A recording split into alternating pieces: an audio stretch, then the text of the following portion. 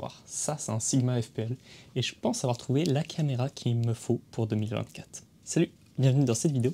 Aujourd'hui, je vais te parler de ce petit boîtier, le Sigma FPL.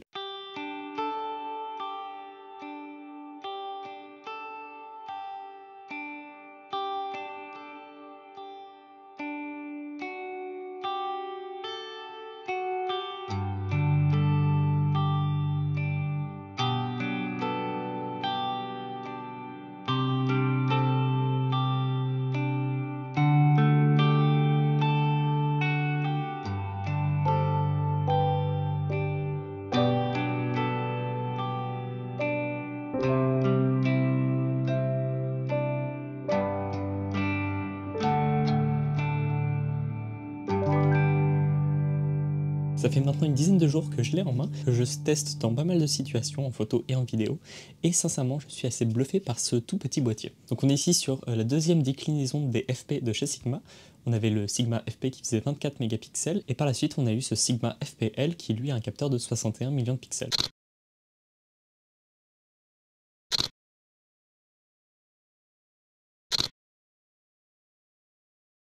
Je n'ai pas précisé, un capteur plein format de 61 millions de pixels. Ces deux boîtiers ont la monture hybride L. Le FP avait la particularité d'être le tout premier boîtier à avoir un obturateur entièrement électronique, c'est également le cas chez ce FPL. Niveau vidéo, ces boîtiers ont une caractéristique assez intéressante, c'est qu'ils ont la capacité de filmer en 4K RAW 12 bits quand on vient leur brancher un SSD.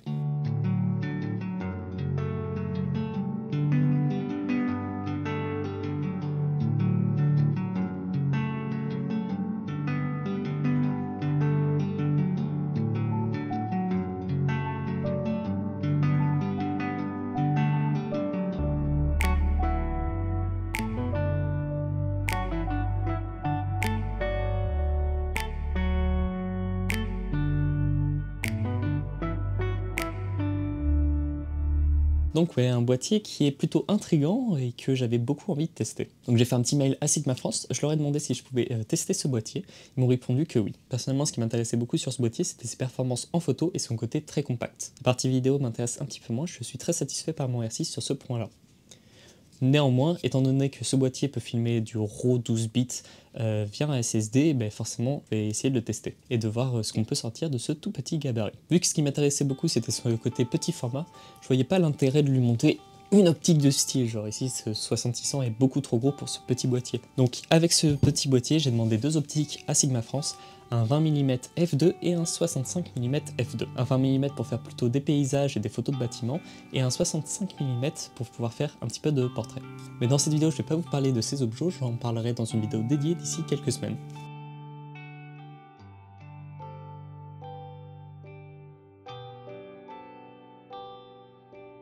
Donc j'ai à l'heure actuelle pu faire à peu près 5 sorties avec ce boîtier, du paysage, un petit peu de portrait, beaucoup de paysages, et je peux que vous dire que j'ai été bluffé par le résultat. Même si ce boîtier avec son capteur de 61 millions de pixels est plutôt exigeant, et que ces objets sont de la série Contemporary, donc ne sont pas aussi performants et autant piqués que des Art, ben sincèrement ça marche très bien.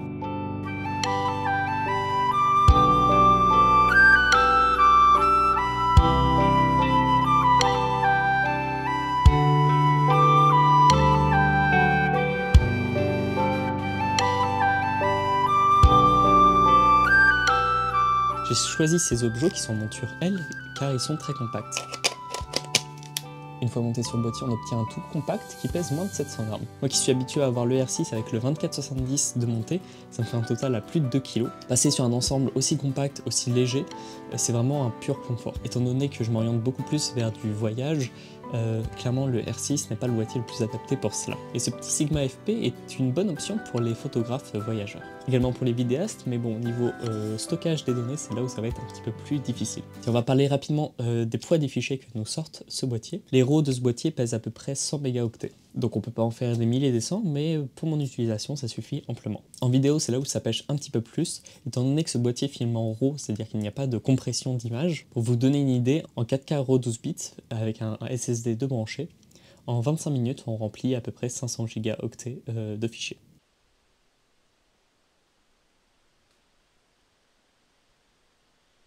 Donc ouais, c'est plutôt important. Bon, je vais pas vous parler des points forts et des points faibles de ce boîtier. À l'heure où je tourne cette vidéo, il me reste encore quelques jours pour pouvoir l'essayer dans pas mal de conditions différentes, ainsi qu'essayer un peu plus sa partie vidéo, que je n'ai pas encore énormément expérimenté. J'ai principalement fait des photos avec son petit 20 mm f2, et puis j'ai essayé de faire quelques petits portraits avec ce 65 mm f2, qui est également une très bonne optique. D'ici quelques semaines, je vous sortirai du coup un avis un petit peu plus poussé sur ce Sigma FPL, où je vous dirai ce qui m'a plu, ce qui m'a déplu sur ce boîtier. Mais d'ici là, si vous avez des questions sur ce boîtier, n'hésitez pas à les mettre en commentaire, et j'essaierai d'y répondre dans cette deuxième vidéo qui lui sera consacrée. Et aujourd'hui, à l'heure où je sors cette vidéo, il va falloir que j'aille le rendre à Sigma. Donc je leur en remercie beaucoup de me l'avoir prêté, et moi je vous dis à très bientôt pour voir les images que j'ai pu sortir de ce boîtier, ainsi que pour vous faire une review plus poussée du boîtier et des objectifs prêtés par Sigma.